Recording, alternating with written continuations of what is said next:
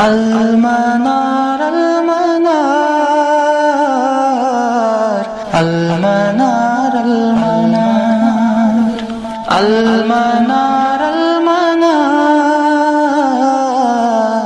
المنار المنار اے امین علم و فن، اے حکمتوں کے انجمن، تجھ پہ نازاں ہے چمن، تجھ پہ نازاں ہے چمن۔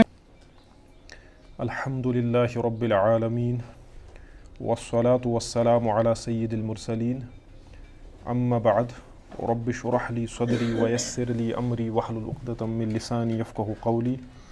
اللہم ارنا الحق حقا وارزقنا اتباعہ وارنا الباطل باطلا وارزقنا اجتنابہ۔ اللہم صل علی محمد وعلی آل محمد کما صلیت علی ابراہیم وعلی آل ابراہیم انک حمید مجید۔ اللہم بارک علی محمد وعلی آل محمد کما بارکت علی ابراہیم وعلی آل ابراہیم انک حمید مجید۔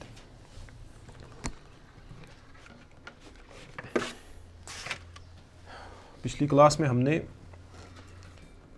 تکفیر کے مسئلے پہ بات کی تھی اور دیکھا تھا کہ گناہوں اور تکفیر کا آپس میں کیا تعلق ہے۔ ایک طرف خوارج کی انتہا ہے جو گناہ کبیرہ کے مرتکب کو کافر قرار دیتے ہیں، وہ کہتے ہیں جس شخص سے بھی گناہ کبیرہ کا صدور ہوا وہ شخص کافر ہے۔ دوسری طرف سے مرجیہ کی ایکسٹریم ہے، وہ کہتے ہیں کہ جس شخص کے پاس ایمان ہے، جو ایمان والا ہے، اس کو گناہ کچھ بھی نقصان نہیں پہنچا سکتے۔ ویسے ہی جس طرح کفر کے ساتھ کوئی بھی نیک عمل انسان کو فائدہ نہیں پہنچاتی، بعینی ہی اسلام کے ساتھ کوئی بھی گناہ انسان کو نقصان نہیں پہنچاتا۔ تو یہ دو ایکسٹریمز تھی۔ اس کے درمیان جو وسط کا راستہ تھا، جو اعتدال کا راستہ تھا، وہ ہم نے دیکھا تھا وہ کن کا ہے؟ اہل السنت والجماعہ۔ اہل السنت والجماعہ کا ماننا ہے کہ گناہ کبیرہ کا مرتکب کافر نہیں ہے، یہ مومن ہی ہے، مسلمان ہی ہے، لیکن اس کا ایمان ناقص ہے۔ یہ تب تک مسلمان ہے، تب تک یہ ایمان والا ہے جب تک یہ اس گناہ کبیرہ کو حلال نہ سمجھے۔ جس وقت اس نے گناہ کبیرہ کو حلال سمجھا، وہ گناہ جس کا گناہ ہونا، حرام ہونا شریعت میں معلوم ہے، واضح ہے، تو اگر یہ اس کو حلال سمجھتا ہے، استحلال کی وجہ سے کافر ہو جائے گا، محض گناہ کے ارتکاب کی وجہ سے کافر نہیں ہوگا۔ ٹھیک ہے؟ البتہ یہ ہے کہ مرتکب کبیرہ یہ مومن کامل الایمان بھی نہیں ہے، یہ فاسق ہے، اس میں فسق کی صفت آ جاتی ہے۔ تو پچھلی کلاس میں ہم نے اس پہ بات کی تھی۔ تو اسی سلسلے کو آگے بڑھاتے ہوئے امام طحاوی رحمہ اللہ نے کچھ اور بڑے اہم جملوں کا اضافہ کیا ہے اپنے اس متن میں، تو آج اس پہ ہم بات کرتے ہیں۔ تو دیکھیے بڑا پیارا جملہ ہے، یہ بڑی پیاری عبارت ہے۔ امام صاحب فرماتے ہیں رحمہ اللہ، فرماتے ہیں وَنَرْجُو یا نرجو، ہم امید رکھتے ہیں، امید کرتے ہیں، رجا سے ہے یہ، نرجو للمحسنین من المؤمنین، مومنین میں سے جو نیک لوگ ہیں۔ اس کا مطلب ہے کہ مومنین میں بدکار بھی ہو سکتے ہیں۔ تو پتہ چلا کہ مومن جو ہے وہ گناہ کرنے سے کافر نہیں ہوتا، وہ پھر بھی مومن ہی رہتا ہے، مسلمان ہی رہتا ہے، اگرچہ اس میں فسق آ جاتا ہے۔ ٹھیک ہے؟ تو وہ نرجو، اور ہم امید کرتے ہیں، للمحسنین من المؤمنین، کہ مومنین میں سے جو محسنین ہیں، مومنین میں سے جو نیک لوگ ہیں، جو صالح لوگ ہیں، جو اچھے لوگ ہیں، ان کے بارے میں ہماری امید ہے، یقین امید ہے، ان یعفو عنہم، کہ اللہ تبارک و تعالیٰ ان کو معاف فرمائے گا۔ ٹھیک ہے؟ مومنین میں سے، یقین کی بنیاد پہ تو نہیں کہہ سکتے، ٹھیک ہے، کیونکہ آگے ہم دیکھیں گے کسی شخص کو جہنم کے بارے میں کہنا کہ یہ جہنم میں جائے گا، یا کسی کو جنت کی بشارت دینا، یہ آسان مسئلہ نہیں ہے، کیونکہ یہ چھوٹا سا معاملہ، اس میں پورے احوال و قوائف کو مد نظر رکھنا پڑتا ہے اس شخص کے بارے میں۔ ممکن ہے کہ بظاہر ہماری نظروں میں کوئی انسان بہت صالح ہو، لیکن اس کے دل کا معاملہ صحیح نہ ہو، دل پہ تو ہمیں اطلاع نہیں ہے۔ تو اسی لیے ہم مومنین میں سے جو نیک لوگ ہیں، ہماری نظروں میں جو نیک لوگ ہیں، ٹھیک ہے، اسی لیے کہتے ہیں جب آپ کسی انسان کی تعریف کریں تو کہنا چاہیے نحسبہ کذالک، نحسبہ کذالک واللہ حسیبہ، ہم اس کو ایسا سمجھتے ہیں، باقی اصل معاملہ تو اللہ کو معلوم ہے۔ یا ولا نزکی علی اللہ احدا، اور اللہ کے مقابلے میں ہم کسی کا تزکیہ بیان نہیں کرتے۔ ٹھیک ہے؟ جیسا کہ اللہ تبارک و تعالیٰ نے قرآن میں صاف فرمایا ہے، ولا تزکوا انفسکم، اپنے نفس کی پاکیزگیاں بیان مت کرو، یعنی نہ تو اپنی ذات کی پاکیزگیاں، نہ آپس میں ایک دوسرے کی پاکیزگیاں بیان کرو۔ واللہ اعلم بمن اتقى، اللہ کو ہی معلوم ہے کہ پاک اور متقی انسان کون ہے۔ تو اسی لیے جو ہماری نظروں میں جو محسنین ہیں، مومنین میں سے، کافروں میں سے बज़ाहिर कोई काफिर इंसान होगा, वो अच्छे अमाल करता होगा दुनिया में, तो हम वो तो पता ही है, काफिर का मामला तो वाज़ेह है। तो मोमिनीन में से जो नेक लोग हैं उनके बारे में हमें ये उम्मीद होती है कि अल्लाह तबारक व तआला उन्हें माफ़ फरमाएगा, अल्लाह उनके साथ दरगुजर का मामला फरमाएगा, और वयुदखिलहुमुल जन्नता बिरहमतिही। दखला यदखुलु के माने है दाखिल होना, अदखला युदखिलु के माने है दाखिल करना, ठीक है। तो इसलिए यहाँ पे है युदखिलु, वयुदखिलु दाखिल करेगा, हुम उनको, कौन? अल्लाह, किसमें? अल जन्नता, किसमें? जन्नत में, बिरहमतिही। तो ये भी बड़ा अहम मसला है, यानी अल्लाह उनको एक तो माफ़ फरमाएगा और उनको जन्नत में दाखिल करेगा अपनी रहमत से। इसमें वो हदीस मारूफ है कि रसूलुल्लाह अलैहिस्सलातु वस्सलाम ने फरमाया, तुम में से कोई शख्स महज अपनी अमल की बुनियाद पर जन्नत में नहीं जाएगा, इल्ला अन यतगम्मदहुल्लाहु बिरहमतिही औ कमा क़ाल अलैहिस्सलातु वस्सलाम, इल्ला कि अल्लाह उसको अपनी रहमत में ढांप न ले। तो सहाबा में से किसी ने जुरत की, पूछा या रसूल अल्लाह सल्लल्लाहु अलैहि वसल्लम आप भी? बड़ा जुरत करके सवाल पूछा होगा। तो रसूलुल्लाह सल्लल्लाहु अलैहि वसल्लम फरमाया, जी मैं भी, इल्ला अन यतगम्मदनी अल्लाहु बिरहमती, इल्ला कि अल्लाह तबारक व तआला मुझे अपनी रहमत में न ढांप ले। तो इसका मतलब है जन्नत में जाने के लिए सबसे बड़ी अहम चीज़ जो है वो क्या है? अल्लाह की रहमत। तो कभी इंसान ये ना समझे कि मैं अपने अमल की बुनियाद पे जन्नत में जाऊँगा। जिस इंसान ने ये समझा मैं अपनी अमल की बुनियाद पे जन्नत में जाऊँगा, तो वो तो ज़ाहिर सी बात है वो राह रास्त से मुनहरिफ हो गया, भटक गया। तो हमारा ये उम्मीद है मोमिनीन में से जो मुहसिनीन हैं, नेक लोग हैं, कि अल्लाह तबारक व तआला उनकी मगफिरत फरमाएंगे और उनको अपनी रहमत से किस में दाखिल करेंगे? जन्नत में। लेकिन साथ में वाला नअमनु अलैहिम, उनके बारे में हम बेखौफ नहीं रहते। ये नहीं कहते कि बस जी अब कोई मसला नहीं है इनका, नहीं, अमन बेखौफी में नहीं रहते। वाला नशहदु लहुम बिल जन्ना, और ना हम उनको जन्नत की बशारत देते हैं। ये अलग से मसला आएगा आगे चल के इसी किताब में कि जन्नत की बशारत हम किसको दे सकते हैं, किसके बारे में हम कह सकते हैं यकीनी तौर पे कि ये शख्स जन्नत में है, मुतअय्यन तौर पे मुअय्यन शख्स को हम कह सकते हैं जन्नत में है। किसी के बारे में तो ऐसे नहीं कह सकते, किसके बारे में कह सकते हैं वो आगे चल के आएगा। तो फिलहाल जो मोमिनीन में से जो नेक लोग हैं उनके लिए हम ये चीज़ें रखते हैं, हमारे एतिकाद का मामला जहाँ तक है। अलबत्ता उनके लिए हम जन्नत की बशारत, जन्नत की गवाही किसी को भी हम नहीं देते। ये तो हुए मोमिनीन में से कौन? जो अच्छे लोग हैं, यानी उनके बारे में हमारा जो मजमूई तौर पे जो अप्रोच है वो पॉजिटिव है। इसी तरह अब जो वनस्तगफिरु लिमुसीइहिम, अब जो बुरे लोग हैं मोमिनीन में से, ठीक है, हमारी तरह के जो लोग हैं मोमिनीन में से जो बुरे लोग हैं, उनका मसला क्या है? वनस्तगफिरु लहुम, उनके लिए हम क्या करते हैं? इस्तिगफार। वनखाफु अलैहिम, और उनके बारे में हम डरते हैं, उनके बारे में हम खौफ का शिकार हैं। लेकिन वला नुक़न्नितुहुम, लेकिन हम उन्हें मायूस नहीं करते, नाउम्मीद नहीं करते। देखें, अगर आप इसको देखेंगे इस सारी इबारत को, आपको लगेगा कि बड़ा एतदाल का खूबसूरत एक इम्तिजाज है। एक तरफ से सालिह लोग हैं मोमिनीन में से, उनके बारे में हमें उम्मीदें हैं, इनको अल्लाह तबारक व तआला जन्नत में डालेगा, इनके गुनाह माफ़ होंगे। लेकिन बेखौफ भी नहीं है, बेखौफ भी नहीं है। अगर बेखौफ हो जाएंगे तो ये इर्जा की तरफ चला जाएगा, बन जाएंगे मुर्जिया कि भाई अब कोई मसला नहीं है, ईमान है तो कोई मामला नहीं है। दूसरा मसला ये है, अब जो गुनहगार हैं, जो बेचारे तालिया हैं, जो सालिहीन नहीं हैं, उनका मामला क्या है? उनके बारे में इस्तिगफार करते हैं, डरते हैं, लेकिन फिर भी नाउम्मीद ना खुद है ना उनको नाउम्मीद करते हैं, क्योंकि अल्लाह तबारक व तआला की रहमत जो है वो बहुत वसी है। तो ये है आज की जो इबारत है। तो इस पर थोड़ा सा बात करते हैं। तो ये जो मसला है वनरजू लिल मुहसिनीन, कि मुहसिनीन के बारे में हम क्या हैं? पुरउम्मीद, हमें रजा है। तो मैंने इसको अक्सर लोग गलती से रिजा पढ़ते हैं, तो लेकिन ये क्या है? अर्रजा। रजा यरजू के माने है उम्मीद रखना। तो ये जो इबारत है नरजू लिल मुहसिनीन, हम मुहसिनीन के बारे में उम्मीद रखते हैं। तो इसके बारे में अक्सर हमारे यहाँ जो लोग हैं, हम उम्मीद के बारे में अक्सर गलत फहमी का शिकार होते हैं। हम ये समझते हैं कि भाई उम्मीद ये है कि आप ना तो आपका अकीदा दुरुस्त है, आप कब्र परस्ती में मुब्तला हैं, आप अशखास परस्ती में मुब्तला हैं, आप हर तरह का शिरक करते हैं। अच्छा, अब अगर शिरक से बचे हुए हैं तो बस गुनाह, शिरक से तो आप बचे हुए हैं लेकिन गुनाहों का इर्तिकाब करते जाते हैं, फ़राइज़ को आप तरक करते हैं, मुहर्रमात के आप मुर्तकिब हैं, उसके बावजूद भी हम उम्मीद रखते हैं। तो इसके बारे में उलमा कहते हैं, जो अहले इल्म है, जो अहलुल इरफान है, जो बड़े बड़े क्या कहते हैं वो सूफियाँ हैं, तो वो कहते हैं कि ये रजा का सही तस्वुर ये अमानी है, झूठी ख्वाहिशात है ना। रजा उम्मीद तो आप तब करेंगे जब आपने कुछ किया होगा, कुछ अगर थोड़ा ही किया होगा, कुछ तो किया होगा। लेकिन मसलन आप ज़मीन में बीज बोएंगे, तब जाके अगर आप उम्मीद रखेंगे कि मुझसे अगर कुछ कोताहियाँ भी हुई हैं, अपने हिसाब से कोशिश करेंगे कि इस ज़मीन से फसल उगेगी, तो इसको उम्मीद कहेंगे। اس کو امید کہیں گے. یعنی امید تب ہوتی ہے جب کچھ آپ نے کیا ہو, کسی بنیاد پہ امید ہوتی ہے. اگر آپ نے کچھ نہیں کیا تو آپ امید لگائے بیٹھے ہیں کہ فصل خود اگے گی, بارش ہوگی, بیج اس میں کھد جائے گا, تو اس کو امید, اس کو امانی کہتے ہیں, اور قرآن نے اس کی مذمت کی ہے. لیس بامانیکم ولا بامانی اہل الکتاب, ہے نا, نہ تو تمہاری خوش گمانیوں پہ, نہ اہل کتاب کی خوش گمانیوں پہ مسئلے حل ہوں گے. اسی طرح کوئی شخص کہے گا وہ شادی کرے گا, اس کے بعد وہ امید رکھے گا اولاد کی, تو کہیں گے بھائی اس کی امید ہے. اب جس نے شادی نہیں کی, وہ گھر میں بیٹھا ہے, کہتے ہیں اللہ مجھے اولاد صالحہ دے دے گا, کہاں سے آئے گا وہ؟ تو اس کو ہم امید, اس کو ہم امانی کہتے ہیں. تو اسی لیے ہمارے علماء بیان فرماتے ہیں رجا کے بارے میں کہیں یہ غلط کانسیپٹ نہ ہو ہمارے عوام میں.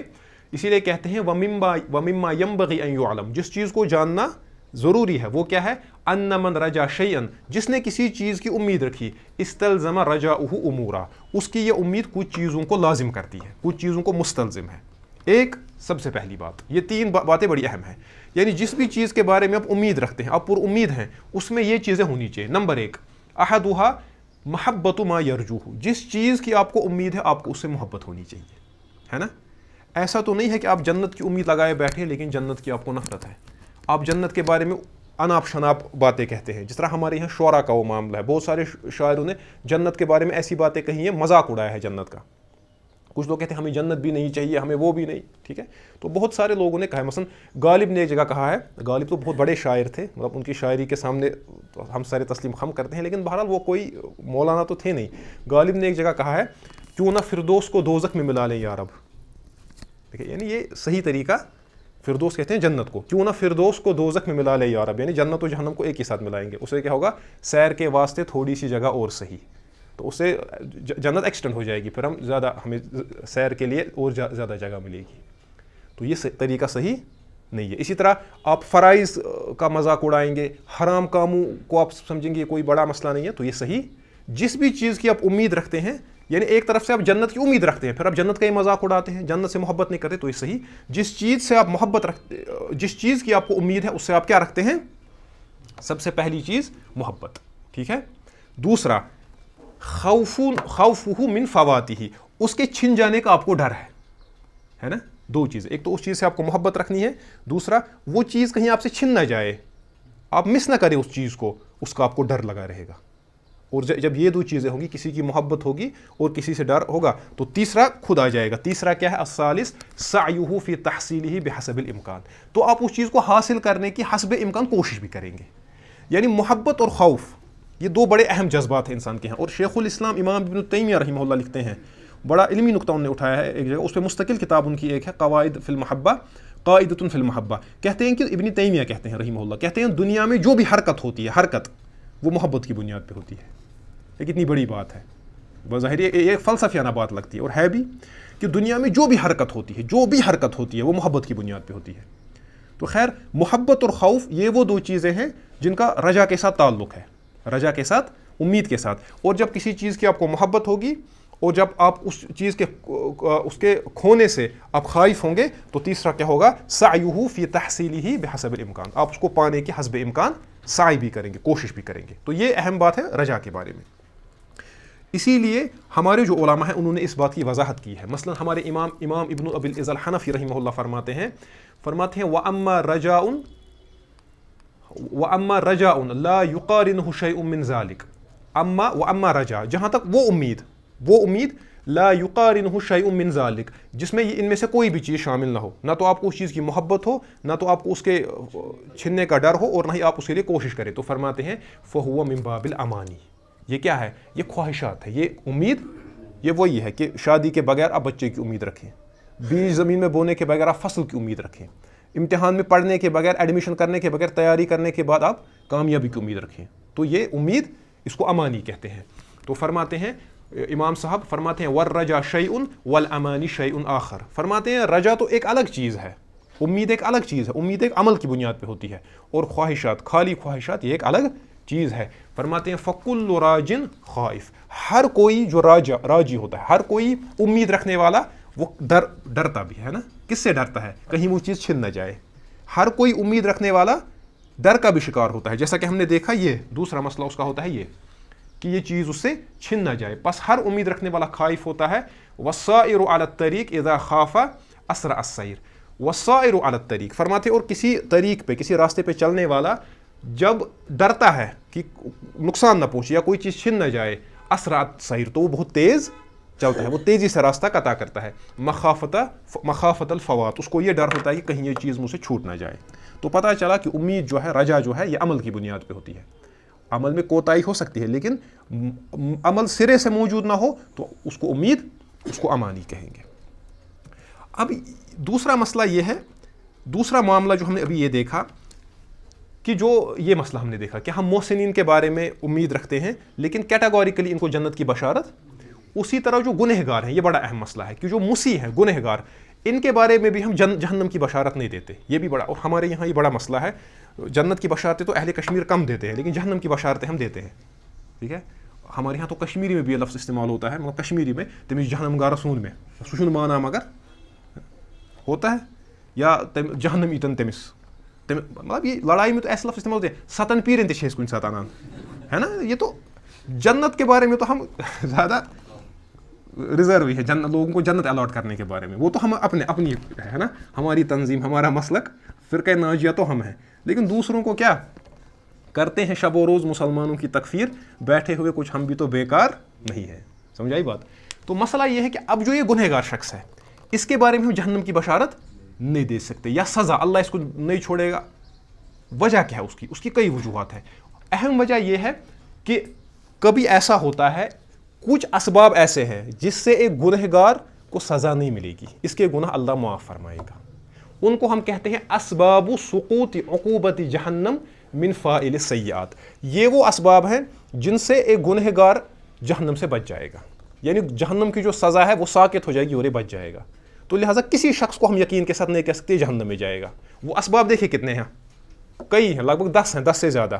اسی لیے ایک حدیث میں آیا ہے نا کہ ایک شخص نے، ایک بہت صالح اور عابد زاہد انسان تھا، اس نے گنہگار مسلمان سے کہا، بنی اسرائیل کے زمانے کا یہ واقعہ ہے، کہا کہ اے انسان توبہ کر، ٹھیک ہے۔ اس نے توبہ کر، اس نے اس کو آر دلائی اس کے گناہ پہ۔ اس نے کہا بھائی یہ میرا اور اللہ کا معاملہ ہے، تمہیں اس کے ساتھ کیا ہے۔ جب اس نے کو زیادہ تنگ کیا، اس نے کہا یاد رکھنا اللہ تمہیں کبھی نہیں بخشے گا، یہ تو اللہ کی اتھارٹی ہے بھائی، وہ الغنی، یہ اللہ الغنی ہے، وہ مرضی ہے اس کی۔ تو اللہ نے کیا کہ یہ دونوں مر گئے۔ جو وہ تھا نیک، اس کو اللہ نے بلایا، بتایا، پہلے اس گنہگار کو بلایا، بتایا بولو تمہارا کیا معاملہ۔ اس نے کہا میں گنہگار شخص ہوں۔ اللہ نے کہا میں غنی ہوں، جاؤ جنت میں جاؤ، میری مرضی۔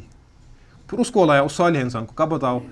اس نے کہا میں نے اچھے کام کیے۔ کہا لیکن تم ہوتے کون ہو؟ تم نے اس کو کہا کہ تمہیں اللہ نہیں بخشے گا، میں نے اس کو بخش دیا، جاؤ تم جہنم میں، ٹھیک ہے۔ تو اس لیے کسی معین شخص پہ، اسی لیے تکفیر کا بھی جو معاملہ ہوتا ہے، ہم کہتے ہیں تکفیر کی 2 قسمیں ہیں، تکفیر مطلق، تکفیر معین۔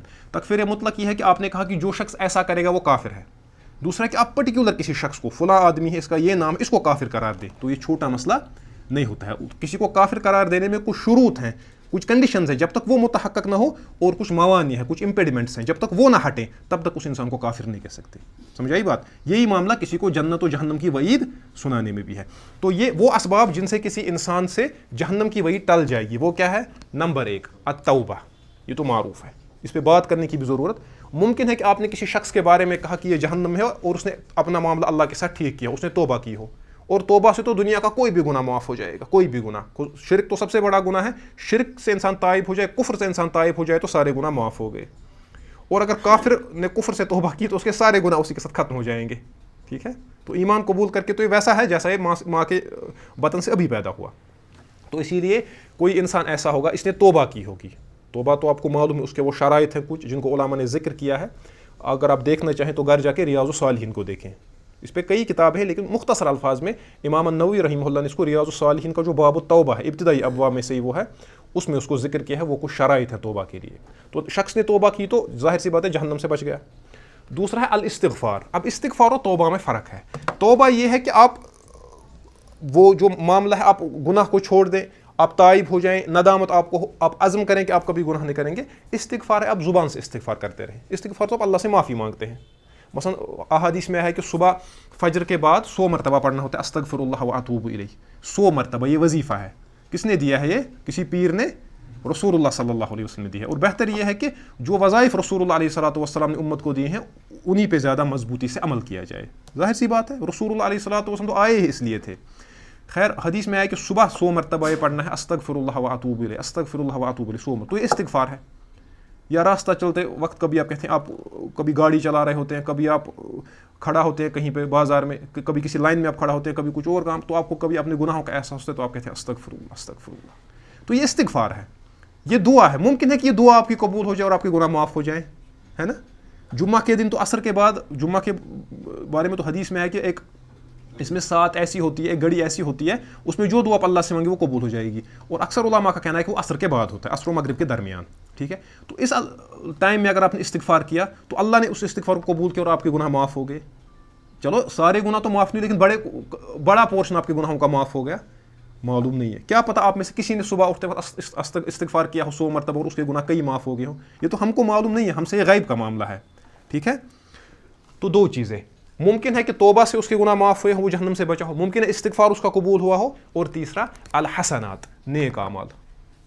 اور نیک اعمال کے بارے میں ہے ان الحسنات یذہبن السیئات, یہ قرآن کی آیت ہے, یہ اصول ہے.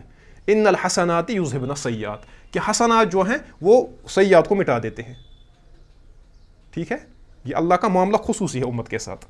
یعنی آپ نے گناہ کیے, یہاں سے آپ نے حسنات بھی کیے تو آپ کے گناہ معاف ہو گئے. اس کو خود بھی نہیں پتہ ہے, اسی لیے رسول اللہ علیہ الصلوۃ والسلام نے حضرت معاذ بن جبل سے فرمایا وَأَتْبِعِ السَّيِّئَةَ الْحَسَنَةَ, یہ بڑی اہم حدیث ہے. وَأَتْبِعِ السَّيِّئَةَ الْحَسَنَةَ, برائی کے بعد نیکی کیا کرو, کیوں, تمحوها, وہ اس کو مٹائے گی. یہ بڑا اہم معاملہ ہے. جب آپ سے کوئی کسی, پہلے تو انسان کو کوشش کرنی ہے کہ وہ گناہوں سے مجتنب رہے, گناہوں سے بچا رہے, گناہوں سے محترز رہے.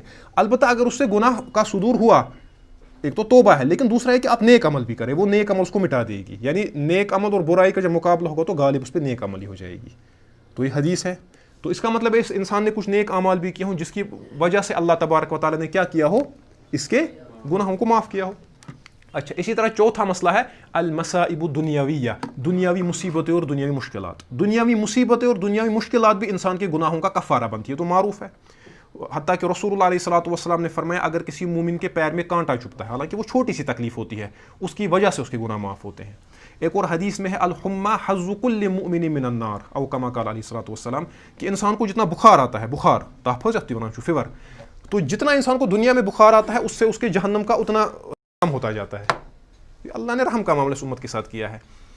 تو اب کوئی انسان, اس کو زیادہ تکلیف ہے, کسی انسان کے جب پیر میں کانٹا چبھنے سے گناہ معاف ہوں گے, تو کیا خیال ہے جس شخص کے دانت میں تکلیف ہو, اور دانت کی تکلیف بڑی خطرناک ہوتی ہے, تو تب لیکن شرط یہ ہے کہ یہ اس میں وہ جزا و سزا یعنی واویلا نہ کرے, جزا و فضا نہ لگائے, خدایا بنا اسے ایسا بوئی یا مصیبت کا تاؤ, تو اگر اس نے یہ کیا تو اسے گناہ ساکت ہو جائیں گے, تو پھر اس کے گناہ نہیں دھلیں گے.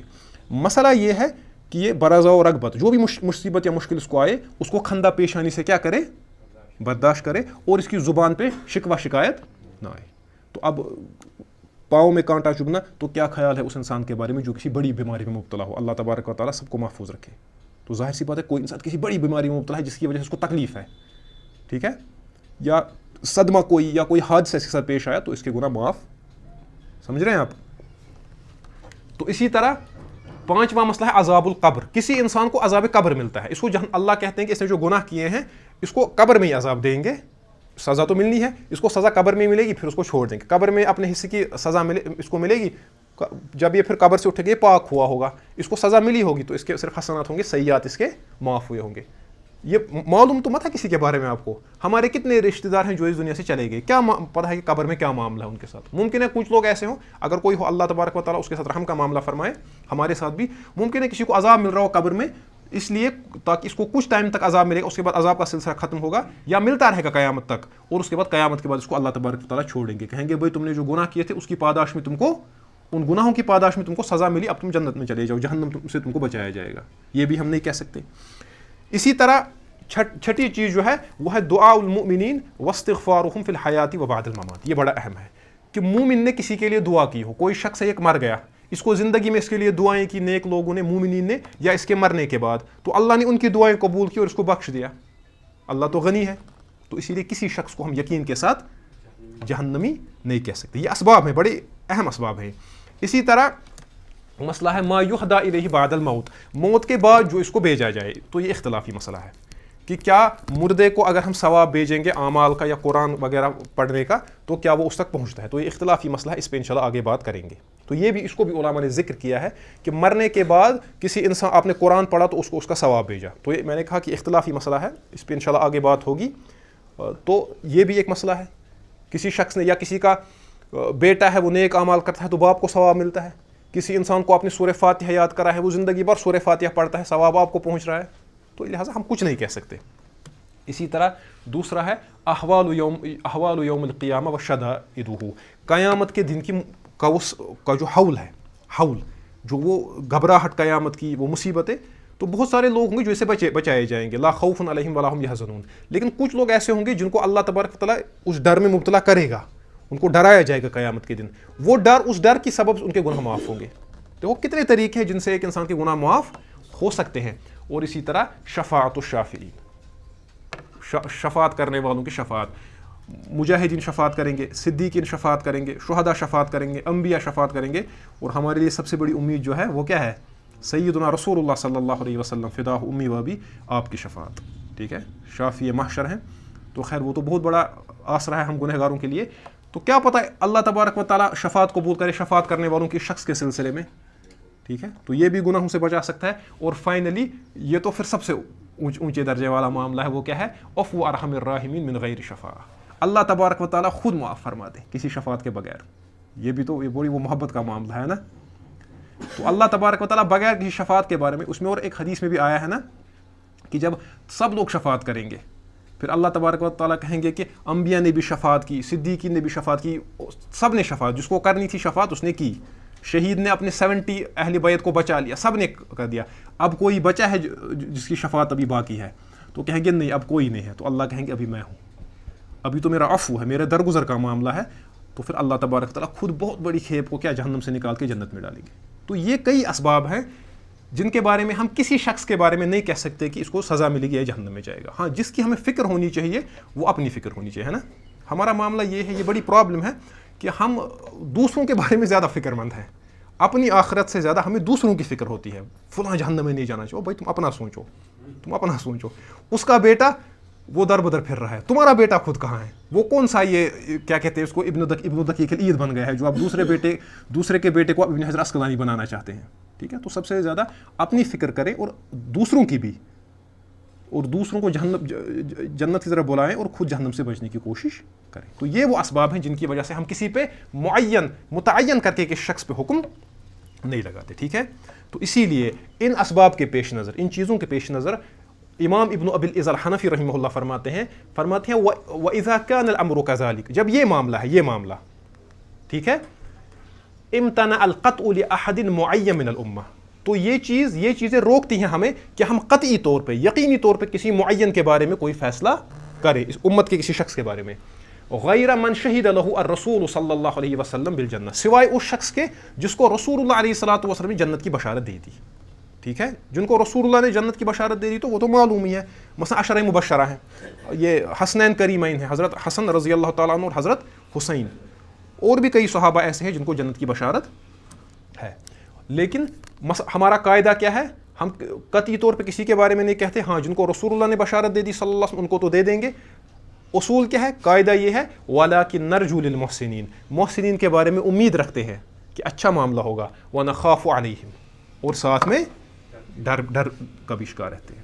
جس طرح مسیئین کے بارے میں, ان کے بارے میں ڈر کا شکار رہتے ہیں لیکن امید بھی رہتی ہے. ٹھیک ہے, اس کے بعد اسی کے سلسلے میں فرماتے ہیں والامن والیاس ینقلان عن ملت الاسلام, اللہ تبارک و تعالیٰ کے عذاب سے بے خوف رہنا, جس طرح مرجیہ ہے پوری طرح سے بے خوف رہنا, والیاس اور نا امید ہونا, ینقلان عن ملت الاسلام, یہ انسان کو ملت اسلام سے دور لے جاتے ہیں, باہر نکال دیتے ہیں. یعنی اللہ کے عذاب سے, اللہ کے مکر سے بے خوفی, یہ بھی انسان کو اسلام کے دائرے سے باہر کھڑا کر دیتی ہے. اور اسی طرح اللہ کی رحمت سے, اس کے کرم, اس کے فضل, اس کے جود و سخا سے مایوسی, نا امیدی, یہ بھی انسان کو دائرے اسلام سے باہر کھڑا کر دیتی ہے. وَسَبِيلُ الْحَقِّ, حق کا راستہ کیا ہے؟ بَيْنَهُمَا, ان دو کے بیچ میں, بَيْنَهُمَا, کن دو کے بیچ میں؟ امن اور یاس کے بیچ میں. لِأَهْلِ الْقِبْلَةِ, مومنین کے لیے یہی صحیح طریقہ ہے کہ مومنین کا جو موقف ہو وہ یہ ہو کہ وہ خوف اور بے خوفی کے, ٹھیک ہے, نہیں, وہ بے خوفی اور نا امیدی کے درمیان ہو. تو اس میں جو یہ لفظ استعمال کیا الامن, یہ جو امن ہے, یہ الامن, اس کے بارے میں کیا ہے؟ ضد الخوف, یہ خوف کی کیا ہے؟ ضد. والمراد, اس سے کیا مراد ہے اس امن سے؟ الامن من عذاب اللہ و مکرہ، اللہ کے عذاب اور اس کے مکر، اس کی چالوں سے بے خوف رہنا. تو یہ تو کون بے خوف رہے گا؟ یہ بڑا سنجیدہ مسئلہ ہے. جیسے کہ اللہ تبارک و تعالیٰ سورہ اعراف میں فرماتے ہیں، دیکھیں یہی لفظ جہاں پہ یہ امینہ کا لفظ آیا ہے، امن کا لفظ، اس کو میں نے وہاں پہ ہائی لائٹ کیا ہے. اللہ پاک فرماتے ہیں افامن اہل القری ان یاتیہم باسنا بیاتا وہم نائمون. یہ بڑی وہ ڈرا دینے والی آیت ہے. فرماتے ہیں اللہ پاک کہ کیا بستی والے جو ہیں کیا وہ بے خوف ہیں کہ ان پہ میرا عذاب راتوں رات آ جائے جبکہ وہ سو رہے ہو. ہوتا ہے نا ایسا بھی، رات کو بھونچال آ گیا، رات کو کچھ ہو گیا.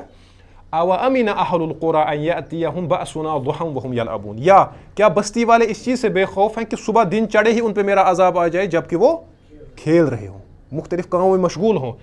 یہ دیکھیں اس کا، دیکھیں ٹون کیا ہے اس کا. افامنوا مکر اللہ، کیا یہ اللہ کی چالوں سے بے خوف ہیں؟ ٹھیک ہے.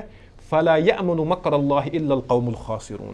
نہیں کوئی قوم اللہ کے مکر سے امن میں رہتی ہے، بے خوف رہتی ہے، لیکن صرف وہ قوم جو خسارہ اٹھانے والی ہو، یعنی جو ہلاک برباد تباہ ہونے والی قوم ہو، وہی اللہ کے مکر سے امن میں رہتی ہے، اللہ کے عذاب سے امن میں رہتی ہے. تو اسی لیے جو مصنف نے یہ بات بیان فرمائی یہ بڑی عمدہ بات ہے کہ یہ جو ہم نے ابھی دیکھا الامن.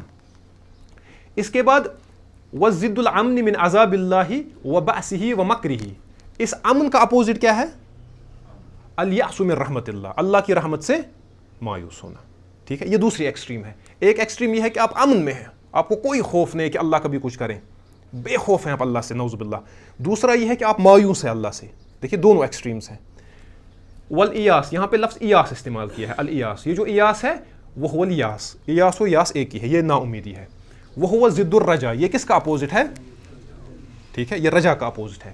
قد قال سبحانہ وتعالی، اللہ پاک فرماتے ہیں سورہ یوسف میں، انہ لا ییأس من روح اللہ الا القوم الکافرون. دیکھیں اللہ کی رحمت سے مایوس نہیں ہوتے لیکن کون؟ کافر قوم، کافر لوگ مایوس ہوتے ہیں. تو جو اللہ کی رحمت سے مکمل طور پہ مایوس ہے وہ کیا ہے؟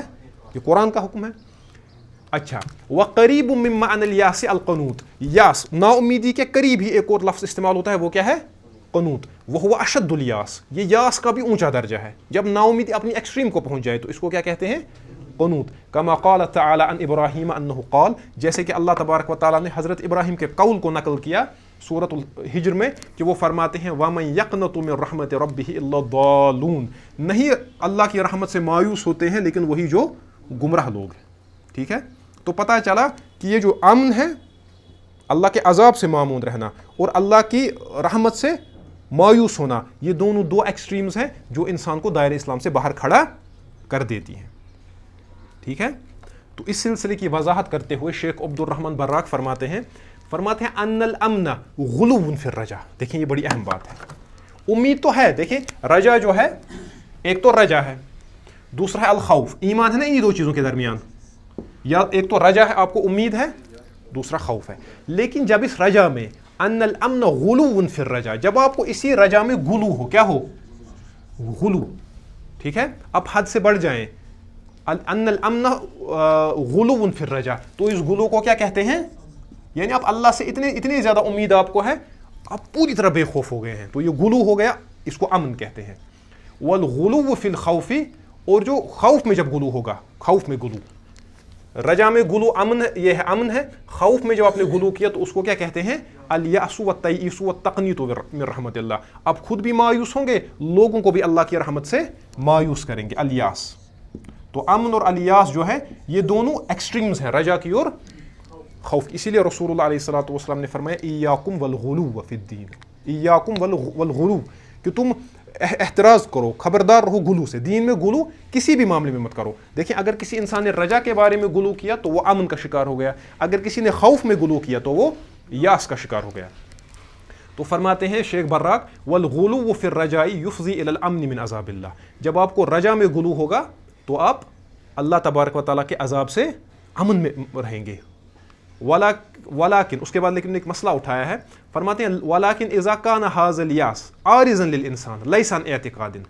کہتے ہیں لیکن اگر کبھی انسان، یہ ایک مسئلہ ہے یہ کہ اگر کبھی انسان پہ کوئی کیفیت طاری ہو جائے، اس کا اعتقاد یہ نہ ہو لیکن کبھی اس پہ کوئی حالت طاری ہو جائے، یہ اللہ سے زیادہ ڈرے، اس پہ خوف کتنا ہو، اس پہ نا امیدی طاری ہو، لیکن یہ عارضی ہو، اس پہ یہ اس کا مستقل ایمان، مستقل اعتقاد نہ ہو، لیس عن اعتقاد، اعتقاد کا معاملہ اس پہ طاری ہو جائے کبھی نا امیدی، بلکہ کیا ہو, یہ اللہ سے نا امید نہ ہو, بلکہ بل استعظم ذنبہ, اپنے گناہ کو بڑا سمجھے, گناہ سے مایوس ہو, اللہ سے مایوس, گناہ کو بڑا سمجھے, وخاف منہ, اور گناہ سے ڈرے کہ میں نے اتنا بڑا گناہ کیا ہے, وبلغ به الامر انه ظن بجهله انه لا یغفر له, اور اس کو اتنا زیادہ ایک کیفیت طاری ہو, کبھی انسان پہ ہوتا ہے یہ اتنا اتنا اتنا مایوس ہو, اللہ سے تو مایوس نہیں, اپنے گناہ سے مایوس ہے, کہ اس کو لگے کہ یہ گناہ ایسا ہے کہ میری مغفرت نہیں ہوگی, میں اتنا گندا انسان ہوں, میرے گناہ اتنے خطرناک ہیں, ان کی مغفرت نہیں ہوگی.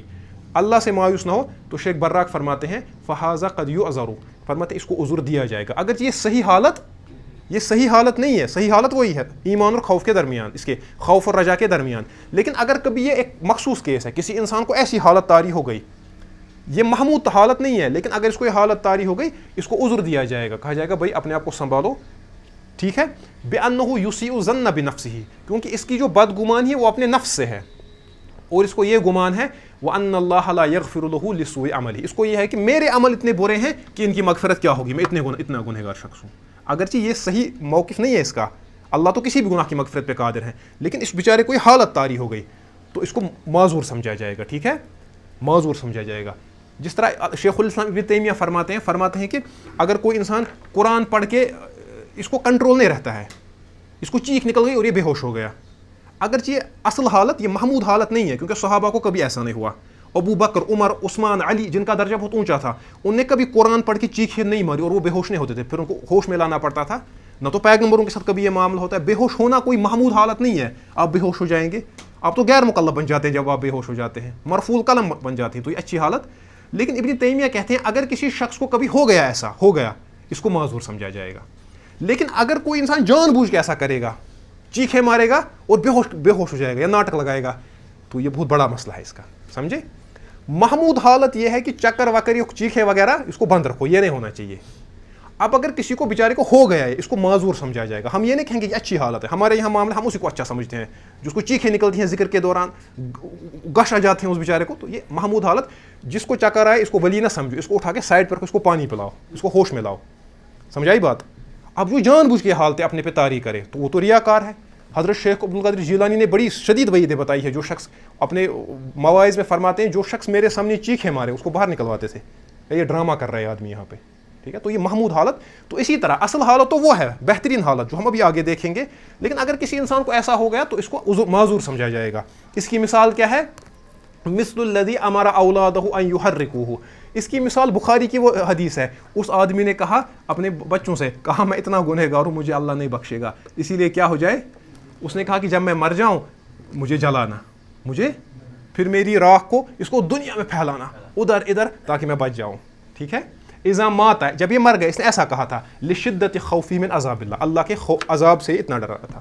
پھر لیکن اللہ تو ہر چیز پہ قادر ہے, اسی حدیث میں اللہ نے اس کو جمع کر کے لایا, زمین کو حکم دیا, ہر چیز کو بولا بتاؤ تم نے ایسا کیوں کیا تھا, تو اس نے کہا آپ کے خوف سے, اللہ سے نا امید نہیں تھا, تو اللہ نے اس کی مغفرت فرما دی. تو ہم بھی اللہ سے دعا کرتے ہیں کہ اللہ ہماری بھی مغفرت فرمائے, ٹھیک ہے, ٹھیک ہے. ہمارے گناہ بھی تو کامثال الجبال ہیں, پہاڑوں جیسے ہیں, لیکن بہرحال اللہ کی رحمت.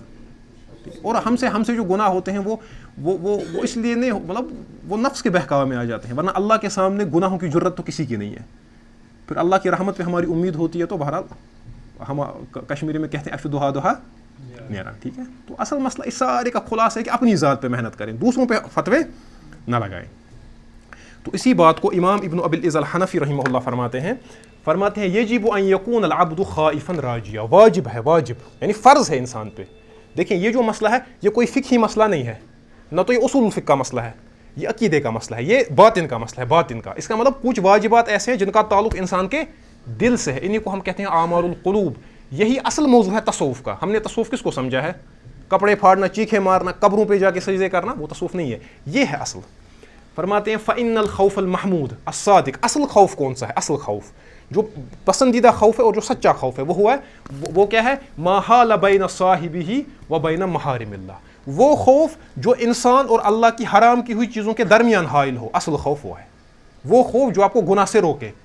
فَإِذَا تَجَاوَزَ ذَلِكَ, جب اس میں غلو ہو جائے, خِيفَ مِنْهُ الْيَأْسُ وَالْقُنُوطُ, تو تب جا کے یہ یاس اور قنوط ہو جاتا ہے, پھر یہ نا امیدی مایوسی میں تبدیل ہو جاتا ہے. ورنہ خوف, یہ خوف بہتر ہے جو آپ کو گناہ سے بچائے, آپ کی آنکھوں سے آنسو بہ پڑے, آپ کے جسم کے روکڑے کھڑے ہو جائے اللہ کے سامنے روتے روتے, وہ خوف جو آپ کو گناہوں سے بچائے, وہ اصل مسئلہ ہے. वर्रजा अल महमूद, और पसंदीदा उम्मीद कौन सी है? वो है रजा और रजुलिन, उस आदमी की उम्मीद, अमिला बिताअतिल्लाह अला नूर मिनल्लाह, जो अल्लाह की इताअत करता है ईमान की बुनियाद पे, फहुव राजिन लिसवाबी, इसको उम्मीद है किसकी? सवाब की। अमल करता है, घर में बैठा नहीं या खामोश, नमाजें नहीं पढ़ता है तो मेरी मगफिरत होगी, या औ रजुलिन, या वो शख्स, ये भी राजी है, इसकी उम्मीद भी सही है, अज़नब ज़ंबन, जिसने क्या किया? गुनाह किया, सुम्मा ताब मिन्हु इलल्लाह, फिर अल्लाह की तरफ क्या हुआ? ताइब हुआ, तौबा की, फहुव राजिन लिमगफिरतिही, ये अल्लाह की मगफिरत की उम्मीद रखता है। एक शख्स रखता है सवाब की उम्मीद, दूसरा शख्स मगफिरत की। तो मसला ये है कि रजा किसी बुनियाद पे होनी चाहिए, ठीक है? कोई शख्स का कोई अमल ही नहीं करता है तो उम्मीद रखता है, तो ये बातिल है।